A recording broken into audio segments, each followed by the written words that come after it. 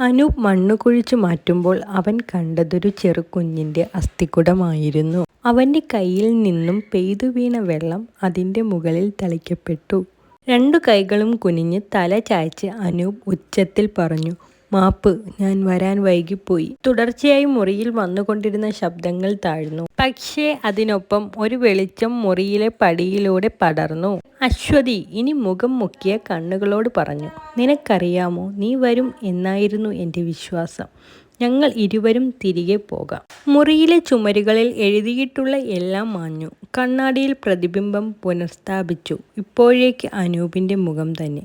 പക്ഷേ നേരം പോയതിനു ശേഷം അനൂപ് തിരിച്ചറിയുന്നു, തറവാട് വിട്ടിറങ്ങുമ്പോൾ അവൻ്റെ നിഴൽ അവനോടൊപ്പമില്ലായിരുന്നു. ആ വീടിപ്പോഴും അവിടെയുണ്ട്. പുതിയ ആളുകൾ വന്ന് അവിടുത്തെ സ്ഥലത്ത് പുതിയ വീട് കെട്ടുന്നു. പക്ഷേ കുളിമുറിയിലെ കണ്ണാടിയിൽ ഒരിക്കൽ പോലും അവരുടെ മുഖം കാണാനായിട്ടില്ല. അതിനു പകരം ഒരു ചുവപ്പൻ റിബൺ ധരിച്ച ചെറു അമ്മയുടെ നേർത്ത പുഞ്ചിരിയാണ് അവർ കാണുന്നത്.